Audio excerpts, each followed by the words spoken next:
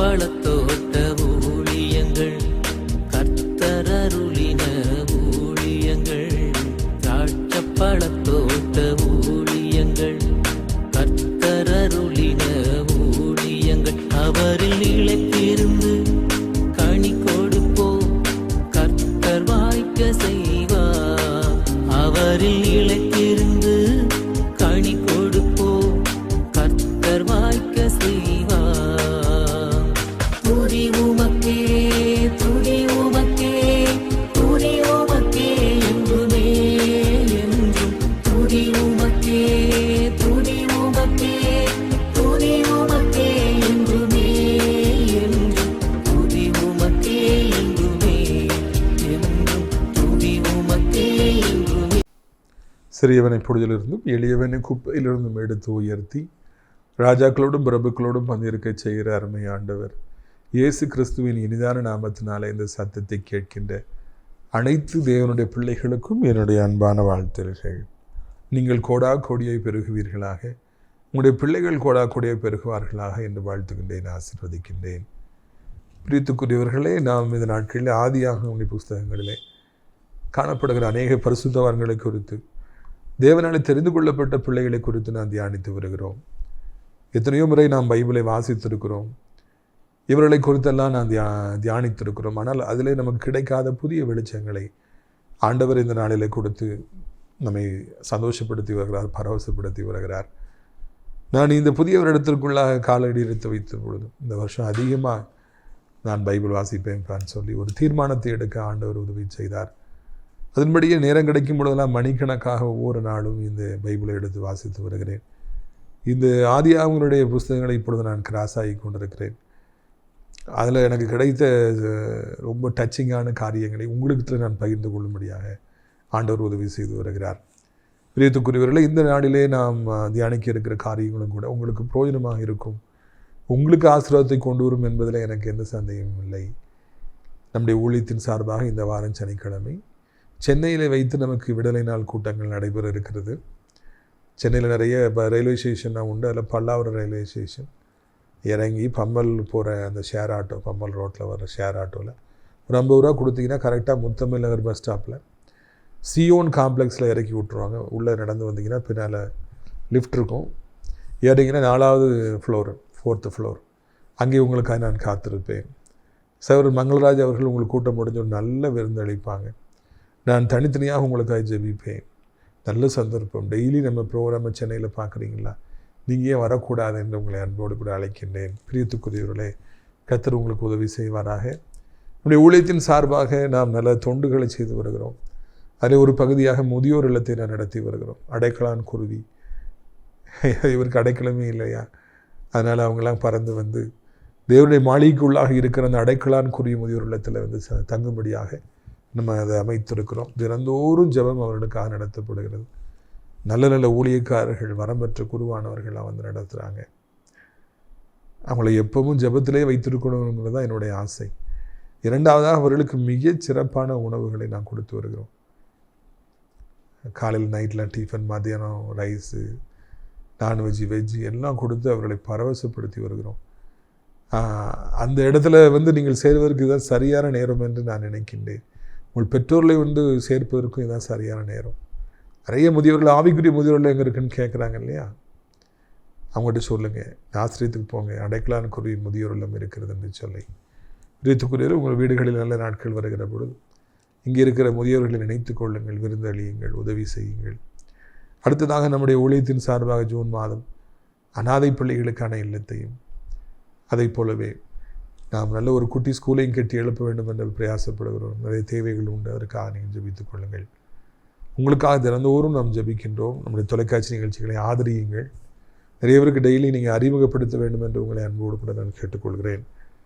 பிரியத்துக்குரியவர்களே, பாருங்கள், ஆதியாகமம் 24ஆம் அதிகாரம் 67வது வசனம். ஆதியாகமம் 24ஆம் அதிகாரம் 67வது வசனம். அப்பொழுது ஈசாக்கு ரெபெக்காளை தன் தாய் சாராளுடைய கூடாரத்துக்கு அழைத்து கொண்டு போய் அவளை தனக்கு மனைவியாக்கி கொண்டு அவளை நேசித்தான். ஈசாக்கு தன் தாய்க்காக கொண்டிருந்த துக்கம் நீங்கி ஆறுதல் அடைந்தான். பார்த்தீங்களா, அந்த ஈசாக்குக்கு கடைசியில் பொண்ணை எலியேசர் கூட்டு வந்துடுறாரு. அப்போது அவள் வந்து ஈசாக்கை பார்த்த உடனே ஒட்டகத்திலேருந்து கீழே இறங்கி நின்று முக்காடு போட்டுக்கிறார், அவளை பணிந்து கொள்கிறார் என்று சொல்லி நான் காண்கின்றோம். தனக்கு இவர் தான் மாப்பிள்ளை அப்படின்னு சொல்லி அவர் அறிமுகப்படுத்தப்பட்ட உடனே அந்த ஒட்டகத்தை விட்டு இறங்கி குனிந்து பணிந்து அவள் முகத்தை மூடி ஒரு பெண்ணாக அவள் இருந்தபடியினாலே, நாணமுடையவளாக இருந்தபடியினாலே, கற்புள்ளவளாக இருந்தபடியினாலே அப்படியே மறைத்து அப்படியே ஈசாக்குக்கு நல்ல மனைவியானாள் என்று சொல்லி நான் காண்கின்றோம். யோசித்து பார்க்குறோம், இன்றைக்கு எப்படி ஒரு பொண்ணு வருது, மாப்பிள்ளை இவர் தான் மாப்பிள்ளை அப்படின்னு சொன்னார்னா, ஹே ஐசக் கமான் பைக்கில் உட்காரு, பின்னால் உட்காரு, நான் அவனை கூப்பிட்டு போகிறேன்னு சொல்லி அவங்க வண்டி எடுத்துகிட்டு சருன்னு போயிடுவாங்க. இன்றைக்கி அப்படி தான் ட்ரெண்டிங் இருக்குது. ஐசக் கமா நீ தானே ஏறு வா, பைக்கில் போவோம், பேசிகிட்டே போவா அப்படின்னு சொல்லி ஏற்றி விட்டுருப்பாங்க.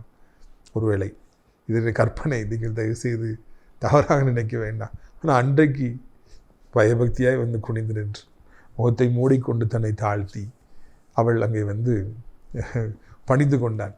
உடனே ஈசாக்குக்கு ரொம்ப பிடிச்சி போகுது, கேட்க வேணும், தன் தாயுடைய கூடாரத்துக்கு அழைத்து கொண்டு சென்று மனைவியாக்கி கொண்டார். அந்த ஈசாக்கு தன் தாய் சாராளை பிரிந்து மன உடைந்தவராக இருந்தார். அப்போ தான் அவங்க தாயாரை மறுமைக்குள்ளே கடந்து போயிருந்தாங்க, துக்கத்தில் இருந்தார்.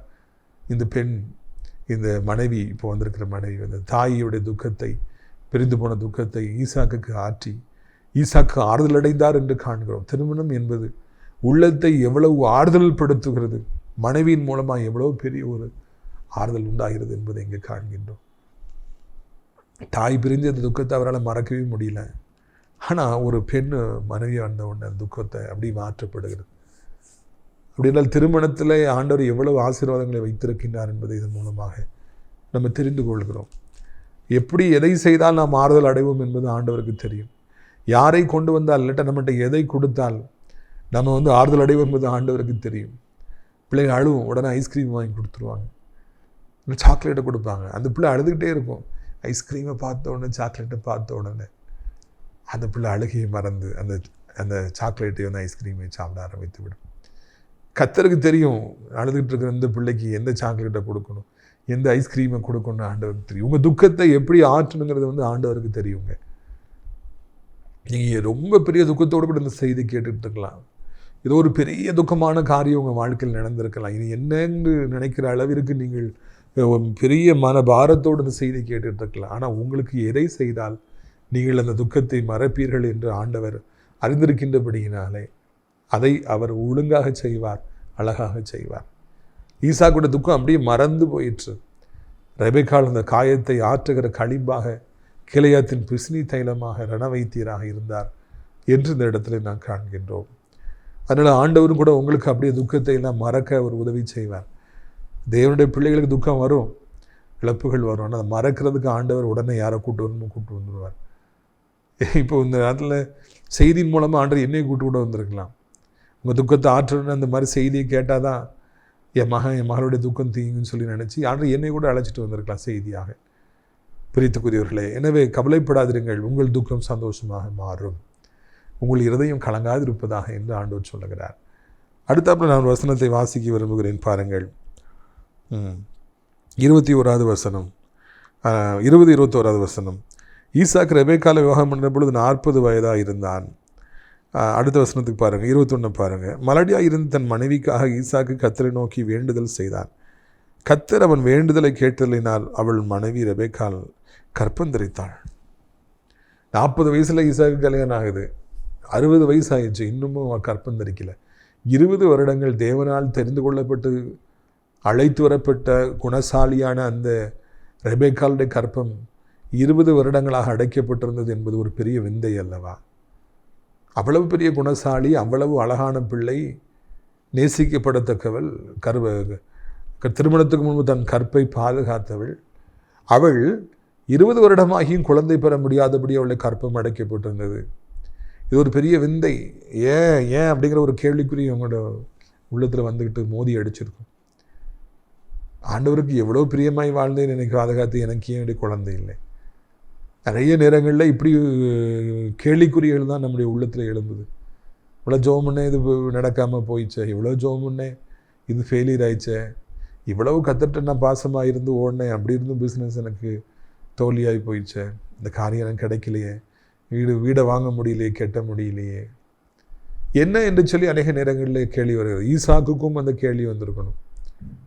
ஆனால் ஈசாக்கு கேள்விகள் மத்தியில் நிற்காதபடி அடுத்த காரியத்தை செய்கிறார். உடனே ஆண்டவர்கிட்ட போய் தன் மலடியாக இருந்து தன் மனைவிக்காக ஜெபம் பண்ணுறார். அப்பா, நீங்கள் கொண்டு வந்த பிள்ளை ஏன் இப்படி இருக்கிறாங்க, சந்ததி வேண்டாமா, நீ சந்ததி கொடுக்கக்கூடாதா? தன் மனைவிக்காக அவர் கருத்தாய் ஜெபித்தார். கவனிக்க வேண்டும், மலடியாக இருப்பது அவர் அல்ல, மனைவி தான். ஆனால் மனைவி ஜெபிக்கலை, அதை அப்படி ஜெபிச்சிருப்பாங்க, ஆனால் அதை போடலை. முக்கியமாக இங்கே கொல்லப்படுவது என்னவென்றால் தன் மனைவிக்காக ஈசாக்கு ஜெபித்த ஜெபந்தான். எப்படியாவது அவளை ஆசீர்வதிங்க, அவள் கற்பத்தை திறங்கப்பா. அவர் அங்கே கருத்தாய் ஜெபிக்கிறார், அவர் பாரத்தோடு ஜெபிக்கின்றார். அந்த ஜெபத்தை கேட்டு தான் ஆண்டவர் அவருடைய மனைவி கற்பம் தரிக்கும்படியாக செய்தார் என்று காண்கின்றோம். சில நேரங்களிலே அந்த பாதியின் வழியை கடந்து போகிறவர்கள் ஜெபிக்க முடியாத அளவுக்கு அவருடைய உள்ளங்கள் காயப்பட்டிருக்கலாம். பொல்லாத உலகத்தார் 20 வருடங்களாகி உனக்கு குழந்தை இல்லையா என்று பல கேள்வி கணைகளை கேட்டு ரெபேக்காளுடைய உள்ளத்தை உடைத்து போட்டிருக்கலாம். அவள் ஜெபிக்க முடியாத அளவுக்கு பலகீனப்பட்டு போயிருக்கலாம். காலங்கள் தாமதித்தபடியினாலே அவள் நம்பிக்கை இழந்து போயிருக்கலாம். அப்பொழுது அங்கே ரெபேக்காளுக்காக ஈசாக்கு திறப்பில் நிற்கின்றார். எப்படியாவது அவள் கற்பம் தரிக்கட்டும், நீங்கள் தானே இப்போ அழைச்சிட்டு வந்தீங்க, நீங்கள் அப்படின்னா குழந்தையை தாருங்க. இதுதான் இங்கே ஒருவரை ஒருவர் தூக்கி விடுகின்ற அனுபவத்தை காண்கின்றோம். ரெபேக்காலை அங்கே ஈசாக்கு தூக்கி விடுகின்றாரா, அவளுக்காக அவர் ஜெபித்தார் என்று நாம் பார்க்கிறோம். பிரியத்துக்குரியவர்கள், இது விரும்பப்படத்தக்க ஒரு காரியம். ஒருவர் விழுந்தால் இன்னொருவர் தூக்கி விடுவார்கள். ஒண்டியாக இருப்பதிலும் இருவர் கூடியிருப்பதினாலும். அதனால் இங்கே ஒரு ஆரோக்கியமான ஒரு கணவர் மனைவி, ஆரோக்கியமான ஒரு ஆவிக்குரிய வாழ்க்கை, ஆரோக்கியமான விண்ணப்பம், இழப்பின் மத்தியிலே, காத்திரத்தில் மத்தியிலே ஈசாக்கு ஜெபிக்கின்றார். அந்த ஜெபம் கருத்துள்ளதாக, நம்பிக்கைக்குரியதாக இருந்தது. விசுவாசித்தவர் ஜெபித்தார். ஜெபத்தை கேட்டு அவருடைய கற்பத்தை திறக்கிறார். அவங்க கன்சீவ் ஆயிடுறான். ரெபேக்காளுடைய கற்பம் திறக்கப்பட்டுருதுங்க. 20 வருஷம் கழித்து ஒரு பெண் கன்சீவ் ஆகுதுங்கிறது ரொம்ப ஒரு கொஸ்டின் மார்க் தான். ஆனால் பைபிளில் பார்க்கும்போது அதெல்லாம் ஒரு விஷயமே இல்லைங்க. உடனே கற்பம் தெரிச்சிட்டா. உங்களுக்கு கல்யாணம் 5 வருஷம் ஆச்சா, 10 வருஷம் ஆச்சா, 15 வருஷம் ஆச்சா, இது எங்கே பிறக்கும் அப்படின்னு நீங்கள் நினச்சிட்டு இருக்கீங்களா? இல்லை. ஆண்டவர் ஒரு ஜெபத்தை கேட்டார்னா ஒரு நிமிஷத்தில் செஞ்சிருவார். எந்த ட்ரீட்மெண்ட் இல்லாமலே இங்கே இவங்க குழந்தை உண்டாயிட்டாங்க. ரெபேக்கால் குழந்தை உண்டாகும்போது அந்த காலத்தில் ஃபெர்டிலிட்டி சென்டரே கிடையாதுங்க. இந்த மாதிரிலாம் டெஸ்ட் பேபி இல்லைன்னா எதுவுமே கிடையாது. ஆண்டவர் அங்கே மனமிறங்கி அதை செய்தார். அங்கே என்ன நடக்கிறது பாருங்கள். அதாவது ஆதியாகமம் 25ஆம் அதிகாரம் 22ஆம் வசனம். அவள் கற்பத்தில் பிள்ளைகள் ஒன்றோடொன்று மோதி கொண்டிருந்தன. அப்பொழுது அவள் எப்படியானால் எனக்கு இப்படியோ என்று சொல்லி, இப்படியானால் எனக்கு எப்படியோ என்று சொல்லி விசாரிக்கும்படி, கர்த்தரிடத்தில் விசாரிக்கும்படி போனாள். ஆனால் அங்கே அற்புதம் நடக்க, ட்வின்ஸ் கொடுக்குற, ரெட்டிப்பான் நன்மையை கொடுக்குறாரு அவளுடைய காத்திரத்தில் பார்த்து. ஆனால் அந்த குழந்தைகள் ரெண்டும் கற்பத்திலேயே உள்ளேயே சண்டை போட்டு கொண்டிருந்தன, மோதி கொண்டிருந்தன. அது அவளுக்கு ஒரு கொஸ்டின் மார்க்கு உண்டு. அது என்னப்பா இது, வயிற்றுக்குள்ளே ஒரே சண்டையாக நடந்துக்கிட்டே இருக்குது என்ன? இப்பொழுது ஈசாக்கு விசாரிக்க போகவில்லை, மாறாக ரெபேக்காலம்மா ஆண்டவர்கிட்ட விசாரிக்க போனாங்களா. அப்படின்னா குழந்தை உண்டானதில் அவங்க தைரியம் அடைஞ்சிட்டாங்க, பலப்படுத்திக்கிட்டாங்க, தன்னை கிறிஸ்துக்குள்ள உறவை அவங்க புதுப்பிச்சுக்கிட்டாங்க. மறுபடியும் அவங்களுக்கு நல்ல விசுவாசம், சந்தோஷம் வந்துருச்சு.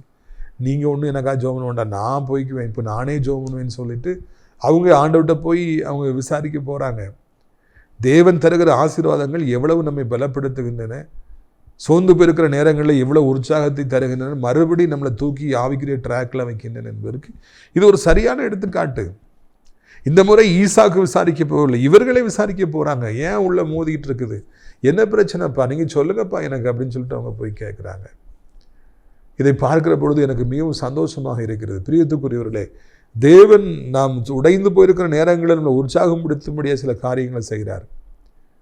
சில நன்மைகளை தாராரு, சில உறவுகளை தாராரு, சில ஆசீர்வாதங்களை தாராரு, நமக்கு உற்சாகத்தை கொடுக்குறாரு. நான் உன்னை வெறுக்கலப்பா, என் மகளை உன்னை நான் தள்ளி விடலை, அவங்க கூட தான் இருக்கிறேன், இதை பாரு, இதை பார்த்தாலே உனக்கு புரியுதான்னு சொல்லி சொல்கிறார்.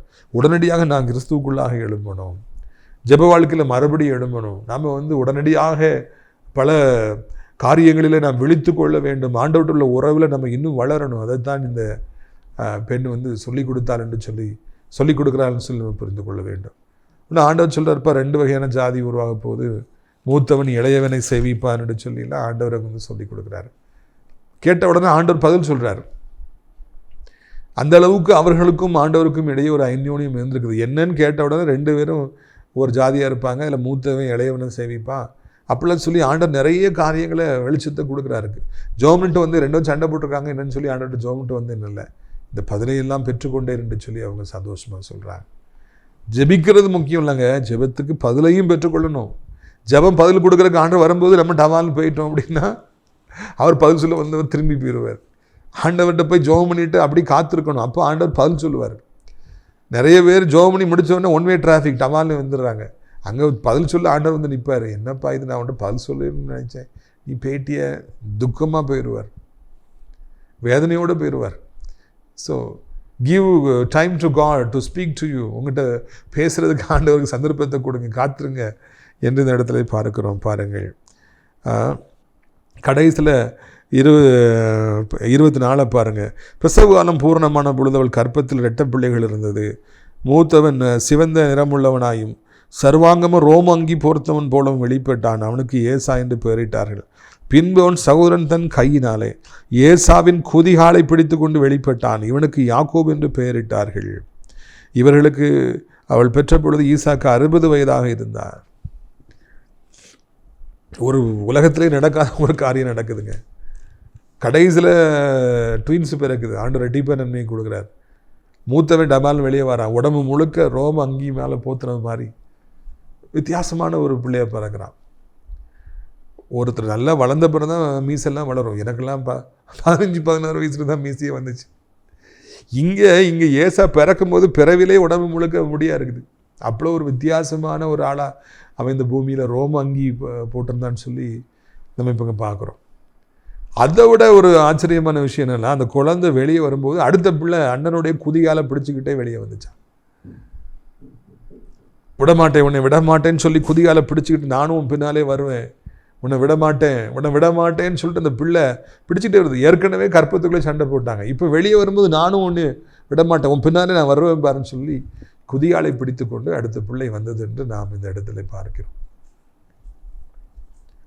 போட்டி என்பது, காம்படிஷன் என்பது கற்பத்துக்குள்ளாகவும் இருந்தது, கற்பத்திலிருந்து வெளியே வருகின்ற பொழுதும் இருந்தது. அந்த பிள்ளைகள் இருவருக்கும் இடையில் அவ்வளவு ஒரு போட்டி இருந்தது என்று சொல்லி இந்த இடத்தில் நாம் காண்கின்றோம், ஆச்சரியப்படுகின்றோம். பிரியத்துக்குரியவர்களே, இந்த உலகம் போட்டி நிறைந்தது என்பதை இந்த 2 பிள்ளைகள் மூலமாக நான் காண்கின்றோம். எனக்கு போட்டியே இருக்கக்கூடாதுன்னு சொல்லி தயவு செய்து நீங்கள் சின்ன பிள்ளைத்தனமாக இருக்காதீங்க, அப்படி நினைக்காதீங்க. போட்டிகள் இருப்பது தான் வாழ்க்கை. இந்த உலக வாழ்க்கையில் போட்டிகள் இருந்து கொண்டே இருக்கும். படிக்கிற பிள்ளைகளை பாருங்கள், எல்கேஜி போகும்போதே காம்படிஷன் ஆரம்பிச்சிருது. இந்த பிள்ளை படிப்பாங்க, அந்த பிள்ளை படிக்கும், அந்த பையன் படிப்பான். யார் நம்பர் 1 வருதுங்கிறது வந்து எல்கேஜிலேயே பிரச்சனை ஆரம்பிச்சிருது. அந்த இன்னொரு பையனும் பிள்ளைய ஃபஸ்ட்டாக வந்துச்சுன்னு சொல்லி இன்னொரு தாய் விஷம் வைத்து கொள்கிற அளவுக்கு அந்த போட்டி போச்சுங்கிறத கடந்த காலத்தில் நம்ம பார்த்தோம். சரி, படிக்கிற பொழுது அந்த போட்டி இருக்குதா? அதுக்கு பிறகு பார்த்தா ஸ்போர்ட்ஸில் காம்படிஷன் வந்துட்டு அங்கே போட்டி, யார் நம்பர் 1 யார் நம்பர் 2. வேலைக்கு போகிற இடத்துல போனால் அங்கே போட்டி, யாருக்கு வேலை கிடைக்குது. வேலைக்கு போன பிறகு யாருக்கு சம்பளம் ஜாஸ்தி. போட்டி என்பது இருந்து கொண்டே இருக்கும். கடை வச்சிங்கன்னா கண்டிப்பாக போட்டிக்கு 5-6 பேர் கடை வைப்பாங்க. பிரியத்துக்குரியவர்களே, எனக்கு யாரும் போட்டியாக வரக்கூடாதுன்னு சொல்லி தயவு செய்து சொல்லாதீங்க. அது சிறு பிள்ளைத்தனம். நான் வாழ்க்கையில் எல்லாவற்றையும் இழந்து விட்டு கர்த்தராலே தொடப்பட்டு வெளிநாடு போகணும், அமெரிக்கா போகணும் கனவு கொண்டு வந்து என்னை ஆண்ட ஊருக்கு கூட்டு வந்து வச்சார் ஆசிரியத்தில். அப்போ எனக்கு 1750 ரூபா சம்பளம். அது நம்மளால முடியாதுன்னு சொல்லிட்டு நான் ஸ்போக்கன் இங்கிலீஷ் கிளாஸ் எடுக்க ஆரம்பித்தேன். அதை மறக்கவே முடியாது. என் வீட்டுக்கு முன்னால் கூட்டம் நடத்துறக்கா போட்டு வந்து டென்ட்டில் வந்து பிள்ளைங்க வந்து உட்காருவாங்க. இன்ஜினியரிங் காலேஜ் பிள்ளைங்க வந்து சாயந்தரம் 5:30 to 6:30, அதுக்கப்புறம் 6:30 to 7:30 பையங்க வருவாங்க. அப்போ நான் ஸ்போக்கன் இங்கிலீஷ் கிளாஸ் எடுக்க ஆரம்பித்த உடனே வேறு ஒருத்தர், அவங்க நல்ல வெளிநாட்டில் வந்து அவங்களும் ஸ்போக்கன் இங்கிலீஷ் கிளாஸ் எடுக்க ஆரம்பித்தாங்க. அவங்க என்னை விட பணக்காரங்க, அதனால் ஃபாரின் ரிட்டர்ன், அதனால் அவங்க நல்லா ஒரு ரூமெல்லாம் ஹையர் பண்ணி நல்லா சேர்ஸ்லாம் போட்டு போர்டெலாம் வச்சு நிறைய பேம்ப்ளெட்ஸ்லாம் அடித்து பேப்பருக்குள்ளே வச்சு ஆட் கொடுத்து அவங்க பயங்கரமாக நடத்துனாங்க. நானும் அப்போ தான் நடத்துகிறேன், அவங்களும் அப்போ தான் நடத்துகிறாங்க. அப்போ இங்கே வரவங்களும் அங்கே போனாங்க. எனக்கு ரொம்ப குழப்பமாக இருந்தது. என்னப்பா நான் ஸ்போக்கன் இங்கிலீஷ் கிளாஸ் எடுக்க வந்திருக்கேன், இப்போ பார்த்தா அவங்களும் எடுக்கிறாங்களே. நான் 2 வருஷத்தில் எடுத்தேன், மறக்கவே முடியாது. 5:30 to 6:30 girls, 6:30 to 7:30 boys, 7:30 to 8:30 வேலை பார்க்குறவங்க, ஈபியில் வேலை பார்த்தவங்க, பேங்கில் வேலை பார்த்தவங்களாம் வருவாங்க. அவங்களுக்கு கூட கொஞ்சம் காசு வாங்கிட்டு அவங்களுக்கு. என் வாழ்க்கையில் நான் கடந்து வந்த பாதையெல்லாம் மறக்கவே முடியாது. நான் எப்போ ஸ்போக்கன் இங்கிலீஷ் கிளாஸை விட்டேனோ அப்போது அவங்க விட்டுட்டாங்க. நான் சொல்கிறது ஒரு 20 வருஷத்துக்கு முன்னால். இன்றைக்கி வரைக்கும் நேசத்தில் யாரும் ஸ்போக்கன் இங்கிலீஷ் கிளாஸ் எடுக்கவே இல்லை. இதை தான் நீங்கள் தெரிஞ்சுக்கணும். கரெக்டாக நான் ஆரம்பித்தேன் அப்போது எடுத்தாங்க. அப்போ யாரோ ஒருத்தர் பேசிகிட்டு இருந்தேன், பாருமா நான் எடுக்கும்போது அவங்க எடுக்கிறாங்கன்னு. அண்ணன் போட்டினா இருக்க தான் செய்யும், போட்டி இருக்கணும், அப்படி அவங்க இருந்தால் தான் நம்ம நல்லா எடுக்கிறோன்னு தெரியும்னே அப்படி சொல்லி ஒரு தம்பி சொன்னது எனக்கு ஞாபகத்தில் வருது. சிலவங்களே உங்களுக்கு போட்டி அன்றைக்கி யாரோ ஒருத்தர் வந்திருக்கலாம், உங்களை எப்படியாவது தள்ளிட்டு தான் முதல்ல வரும்னு சொல்லி அவங்க நினைக்கலாம். உங்கள் இடத்த அவங்க பிடிச்சலாம் நினைக்கலாம். அவங்கள ஒரு சாபமாக நினைக்காதீங்க, எப்படி வயிறறியாதீங்க, இப்படி எனக்கு போட்டியாக நிற்கிறாளேன்னு நீங்கள் சொல்லாதீங்க. நல்லது, போட்டி வருது நல்லதுங்க. இது போட்டி நிறைஞ்ச உலகமாக தான் இருக்கும். நம்ம அந்த போட்டிகள் மத்தியில் தான் கடைசி வரைக்கும் வாழணும். அதை தான் நீங்கள் புரிஞ்சுக்கணும். மன உடைந்து போவதற்கோ, சாபம் கொடுப்பதற்கோ, இல்லைன்னா வயிறு எரிகிறதுக்கோ, இல்லைன்னா என்ன வாழ்க்கை என்று அழுது கொண்டிருப்பதற்கோ நேரம் அல்ல. போட்டிகள் மத்தியில் எப்படியாவது நம்பர் 1 வருவேன், உன்னை எனக்கு முன்னால் போனால் கூட உன்னை நான் விடமாட்டேன்னு சொல்லி காலை பிடித்து கொண்டே அந்த 2வது பிள்ளை வந்தானே கற்பத்திலிருந்து வெளியே வரும்பொழுதே, யாக்கோபு. அவற்றை இருக்கிற ஸ்பிரிட் நமக்கு இருக்கணும். From birth onward Jacob was a fighter. அதை நீங்கள் மறந்துடாதீங்க.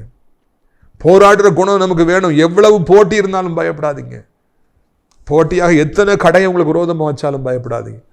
உங்கள் ஊழியத்துக்கு விரோதமாக எத்தனை பேர் நாங்களும் ஊழியம் செய்கிறோன்னு சொல்லிட்டு வந்தா என்ன பயப்படாதீங்க. இதெல்லாம் நல்லது. போட்டியின் மத்தியில் தான் இந்த உலகம் இருக்கும். அதன் மத்தியில் நாம் உழைத்து, நாம் ஜெபித்து, கர்த்தருக்கு மத்தியில் நம்முடைய விசுவாசத்தை காத்து நம்ம எப்படியாவது வெற்றி பெற வேண்டும். அதற்குத்தான் கர்த்தர் நம்மை அழைக்கிறார் என்பதை இந்த நாளிலே உங்களுக்கு நான் அறியப்படுத்தும்படியாக விரும்புகின்றேன். கிறிஸ்துக்குரியவர்களே, நான் அந்த நாட்களில் அப்படி நான் அந்த கிளாஸ்லாம் நடத்திட்டு இன்றைக்கி வரைக்கும் நான் கவனிப்பேன். நேசத்தில் யாராவது ஸ்போக்கன் இங்கிலீஷ் கிளாஸ் நடத்துகிறாங்க, ஒருத்தரும் நடத்த மாட்டேங்கிறாங்க. அப்போ கர்த்தரால் அவங்க அனுப்பப்பட்டிருக்காங்க. அதனால தான் அவங்க காம்படிஷனாக இருந்தாங்க. இவ்வளோத்துக்கு அவங்கள நான் பார்த்ததே இல்லைன்னு வைங்களேன்.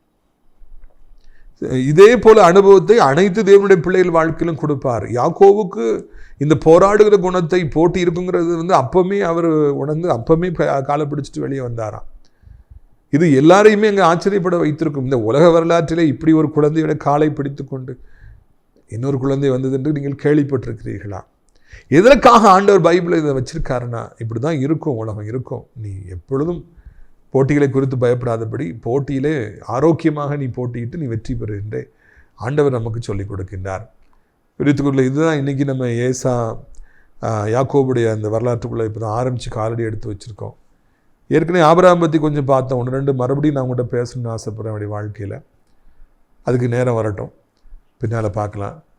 இப்போ நம்ம ஈசாக்குடைய வாழ்க்கைக்கு நம்ம வரும்பொழுது அவருடைய மனைவி ரெபேக்கால பார்த்தோம். அவங்க எப்படி தகுதியானாங்கன்னு சொல்லி பார்த்தோம். எப்படி ஆண்டவர் கொண்டு வந்தாருன்னு பார்த்தோம். கணவனை பார்த்தோன்னே எப்படி தாழ்த்தினாங்கன்னு சொல்லி பார்த்தோம். ஈசாக்கு தன்னுடைய கவலை எப்படி மறந்தாருன்னு சொல்லி நம்ம பார்க்குறோம். ஆண்டவர் ஆற்றி தேற்றுவார்னு உணர்கிறோம். இப்போ அவங்க குழந்தை இல்லாமல் இருந்தோன்னே எப்படி ஜெபிச்சார் நல்ல ஆவிக்குரிய கணவன். அதனால குழந்தை உண்டானாங்க. குழந்தை உண்டானோன்னு அவங்க உற்சாகப்பட்டு எப்படி மறுபடியும் ஜெபிக்க ஆரம்பித்தாங்க. ஆண்டோட விசாரித்தாங்க. ஆண்டவர் எப்படி பதில் சொன்னார். எப்படி இரட்டை குழந்தைகள் பிறந்தன, பிறக்கிற பொழுது சண்டை போட்டுட்டு இருந்தன, வெளியே வரும்பொழுது காலை பிடிச்சிட்டு எப்படி வந்தார். இதெல்லாம் நீங்கள் தெரிந்து கொள்ள வேண்டும். நிறைய பேர் பைபிளை சரியாக தெரியாமலே இருப்பாங்க. பாவம், பல காரணங்களால் பைபிள் படிக்க முடியாது. இன்னும் நிறைய பேர் ஆண்டரை புதிதாக ஏற்றுக்கிட்டு இருப்பாங்க. அவங்களுக்கெல்லாம் இந்த ஹிஸ்ட்ரிலாம் அதிகமாக தெரியாது. அவர்களுக்காக இவைகளை நான் அர்ப்பணிக்கின்றேன். ஏனென்றால் இந்த செய்திகள் எல்லாம் அவர்களுக்கு வரலாறு இப்படிலாம் இருந்துச்சா, ஆபிரகாம்னா யார், ஈசாக்குனா யார், சாரானா யார், ரெபேக்கானா யார், யாக்கோபுனா யாருன்னு சொல்லி இப்போ உங்களுக்கு ஒரு தெளிவு கிடைச்சிருக்குன்னு நான் நம்புகின்றேன். தொடர்ந்து இந்த பகுதிகளை நான் தியானிக்க இருக்கிறோம். இவைகளெல்லாம் உங்களுக்கு மிகவும் பிரயோஜனமாக இருக்கும் என்பதில் எனக்கு எந்த சந்தேகமும் இல்லவே இல்லை. உங்களுடைய ஆசீர்வாதங்களுக்காக நான் ஜெபிக்க முடியாது விரும்புகிறேன். நீங்களும் சேர்ந்து ஜெபிப்பீர்களா? உங்களுக்காக நான் ஜெபிக்கட்டுமா? ஆதவன் உதிக்கும் முன் எழுவீர், நம்ம ஆண்டவர் தோன்றிவிட்டார், இயேசு ஆண்டவர் தோன்றிவிட்டார். ஆதவன் உதிக்கும் முன் எழுவீர், நம்ம ஆண்டவர் தோன்றிவிட்டார், இயேசு ஆண்டவர் தோன்றிவிட்டார். காற்றாய் அலையாய் கடலாய் நதியாய் ஊராய் உயிராய் உலகத்தின் ஒளியாய், காற்றாய் அலையாய் கடலாய் நதியாய் ஊற்றாய் உயிராய் உலகத்தின் ஒளியாய், உத்தமர் தோன்றிவிட்டா, நம் உத்தமர் தோன்றிவிட்டா, உத்தமர் தோன்றிவிட்டா, நம் உத்தமர் தோன்றிவிட்டா, ஆதவன் உதிக்கும் முன் எழுவீர், நம் ஆண்டவர் தோன்றிவிட்டா, இயேசு ஆண்டவர் தோன்றிவிட்டா, இயேசு ஆண்டவர் தோன்றிவிட்டா. அப்பா பிதாவே, இந்த அருமையான நாளிலும் கூட ஆண்டவரே, எங்களோடு நீர் பேசி வருகிற அன்பான வார்த்தைகளுக்காக நன்றி செலுத்துகிறோம், ஸ்தோத்திரம் செலுத்துகிறோம். இந்த அருமையான நாளிலும் கூட கர்த்தாவே, நீங்கள் எங்களோடு பேசி வருகிற வார்த்தைகளுக்காக நன்றி, எங்களை பலப்படுத்தி வருகிற வார்த்தைகளுக்காக நன்றி அப்பா. இந்த அருமையான நாளிலும் கூட ஆண்டவரே, ஜெபத்தினால எதையும் சாதிக்கலாம். எத்தனை வருடமாய் குழந்தை பெறாமல் இருந்தாலும் சில நிமிட ஜெபங்கள், கண்ணீரான ஜெபங்கள் அந்த மலட்டுத்தன்மையை உடைத்து ஒரு வரி ஏற்படுத்தப்பட்டு ஆண்டவரே வாக்குத்தின் பிள்ளைகள், குமாரர்கள், குமாரத்திகள் பிறப்பார்கள் என்று ஆண்டவரே எங்களுக்கு நீர் உணர்த்தியிருக்கிறீர். நன்றி அப்பா. பயப்பட வேண்டுங்கிற அவசியம் இல்லை. எப்படிப்பட்ட செங்கடல் எதிராக வந்தாலும், எப்படிப்பட்ட எரிகோ வந்தாலும், ஆயிப்பட்டினம் வந்தாலும் அதை உடைத்து போடுவீர், வழி ஏற்படுத்தி கொடுப்பீர். நன்றி அப்பா. யோர்தானை 2 பிளப்பிற தெய்வம் எங்களுக்கு இருக்கிறபடினாலே நன்றி ஐயா. இந்த அருமையான நாளிலும் கூட கர்த்தாவே உடைய பிள்ளைகளுக்காக ஜெபிக்கிறோம். நீண்ட காலமாய் காத்திருக்கிற பிள்ளைகளுக்காக ஜெபிக்கிறோம். 5 வருடம் ஆகிவிட்டது திருமணமாகி, 10 வருடங்கள், 15 வருடங்கள், 20 வருடங்கள் ஆகிவிட்டதே என்று கலங்கி நிற்கிற பிள்ளைகளுக்கெல்லாம் ரெபெக்காலை ஈசாக்கி நீ முன்பாய் வைத்திருக்கிற கலங்க வேண்டுங்கிற அவசியம் இல்லை. அவர்களை ஆசீர்வதிக்கவும் இன்றே கற்பந்தரிக்க செய்யவும் முடியும் என்று அறிந்து துதிக்கிறோம் ஐயா. ஆண்டவருடைய நாமத்தினால வியாதிப்பட்டிருக்கிற பிள்ளைகள், ஒருவேளை டாக்டர் சொல்லிட்டாங்க இந்த வியாதிலாம் சுகமே ஆகாது என்று சொல்லி, ஆண்டவரை தோத்திரம் ஐயா. அப்படி இருந்தாலும் கூட ஆண்டவரை மரண கண்ணிகளை தெரித்து அதிசய சுகத்தை கொடுக்க, அற்புத சுகத்தை கொடுக்க, அவர்களை மறுபடியும் எழுப்ப, மறுபடியும் வேலை செய்ய வைக்க, படிக்க போக வைக்க, மறுபடியும் சம்பாதிக்க வைக்க, அவர்களை ஆசீர்வாதமாய் மாற்றி கொடுக்க முடியும். எசேக்கியா ராஜாவுடைய மரண கண்ணியை உடைத்து எத்தனை வருடங்களை கூட்டி கொடுத்து அதை போலவே நீ செய்வீராக. சேராத எலும்புகள் மறுபடியும் ஒன்று சேரட்டும், செயல்படாமல் இருக்கிற அவயங்கள் மறுபடியும் செயல்படட்டும், ஆறாத புண்கள் ஆறட்டும், கட்டிகள் மறையட்டும், பிசாசின் கிரியைகளெல்லாம் அழியட்டும் என்று சொல்லி கெஞ்சி மன்றாடுகிறோம்ப்பா. வானத்தையும் பூமியும் படைத்த கர்த்தர் நாமத்தினாலே இப்பொழுதே இப்படி வல்லமை புறப்பட்டு சொல்லட்டும், இப்பொழுதே இப்படி வல்லமை புறப்பட்டு சொல்லட்டும், இப்பொழுதே இப்படி வல்லமை புறப்பட்டு சென்று குணமாக்கட்டும். வழி இல்லாத பிள்ளைகளுக்கு வழி உண்டாக்கட்டும். வருமானத்துக்கான வழி இல்லையே என்று சொல்லி தவிக்கிற பிள்ளைகள் உண்டு. யாராலே பணம் இல்லாமல் இந்த பூமியை வாழ முடியும்? நிரந்தரமான வருமானங்களை ஏற்படுத்தி கொடுங்க. வீட்டு வாசலில் படுத்துக்கிட்டு நன்மைகள், பணங்கள் உள்ளே வர முடியாது தடை செய்கிற பாராங்கற்களை அகற்றி போடுங்க. படிக்கிற பிள்ளைகள் ஞானத்தையும் புத்தியும் கொடுங்க. தேவையற்ற காரியங்களை விட்டு தேவையான படிப்பிலே அவர்கள் கவனம் செலுத்த அவர்களுக்கு உதவி செய்யுங்க. கண்ணீரை தொடங்க. பெற்றோரோட ஜெபத்தை கேட்டு பிள்ளைகள் நல்லா எக்ஸாம் எழுதி 10th 11th 12th எழுதுகிறாங்கப்பா, நிறைய மார்க்ஸ் எடுத்து நல்ல எதிர்காலம் உண்டாக, நல்ல வேலை கிடைக்க உதவி செய்யுங்க. வேலையில் நிம்மதி இல்லை என்று சொல்கிற பிள்ளைகளுக்கு வேலையில் நிம்மதி தந்து சந்தோஷப்படுத்த வேண்டும் என்று கெஞ்சுகிறோம் ஐயா. அப்பா, வாலிப பிள்ளைகளை போதை பழக்கத்திலிருந்தும், மொபைல் அடிமைத்தனத்திலிருந்தும், பைக் அடிமைத்தனத்திலிருந்து விடுவிக்க வேண்டும் என்று சொல்லி கெஞ்சி மன்றாடுகிறோம். ஒரு நிமிஷத்தில் உயிர் போயிடும் பைக்கில் போய் வேகமாக போய் முட்டினாங்கன்னாப்பா. உணர்வுள்ள இதயத்தை வாலிபர்களுக்கு தாருங்கப்பா. வயதானவர்கள் கீழே விழுந்து விடாதபடி 2 கைகளாலே அவர்களை ஏந்தி கொள்ளுங்கன்னு சொல்லி கெஞ்சுகிறோம். இறைவா, உலகம் இருக்கிற அத்தனை நாடுகளையும் ஆசீர்வதிங்க. எத்தனையோ பேர் எத்தனையோ வருஷமாக நல்ல காரியம் நடக்காதான்னு காத்திருக்கிறாங்க. நல்ல காரியங்கள் நடக்கட்டும். அனைத்து மக்களையும் ஆசீர்வதிங்க. ஆண்டவரை, இந்திய தாய் திருநாட்டில் இருக்கிற அனைத்து மக்களையும் ஆசீர்வதிங்க. முக்கியமாக அனைத்து தேவனுடைய பிள்ளைகள், ஆலயங்கள், திருச்சபைகள், ஊழியக்காரர்கள் எல்லாரையும் ஆசீர்வதிங்க. நாசரேத் திராட்சைப்பழத்தோட்ட ஊழியர்களை நேசிக்கிற, நாள்தோறும் நம்முடைய நிகழ்ச்சிகளை பார்க்கிற, அறிமுகப்படுத்துகிற நல்ல உள்ளம் படைத்த ஒவ்வொருவரையும் கர்த்தர் ஆசீர்வதிங்கப்பா. கிருபை தாங்கட்டும், இரக்கம் தாங்கட்டும். அரைக்கலான்குரிய முதலிடத்தில் தங்க அநேக இடங்கள் உண்டு. அநேகரை அழைத்து கொண்டு வாருங்க, மகிமைப்படுங்க.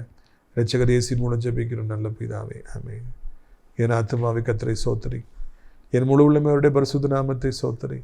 என் ஆத்துமாவை கர்த்தரை சோத்திரி, அவர் செய்த சகல உபகாரங்களை ஒருபொழுதும் மறவாதே, ஆமென். கர்த்தராகிய இயேசு கிறிஸ்துடைய கிருபையும் பிதாவாகிய தேவனுடைய அன்பும் பரிசுத்தாடி அந்யோன்யைக்குமில்லாத பிரசன்னம் உங்கள் அனைவரோடு இன்றைக்கு சதா காலங்களில் நிலைத்திருப்பதாக. அல்லேலூயா, அல்லேலூயா. God bless you. ஆமென்.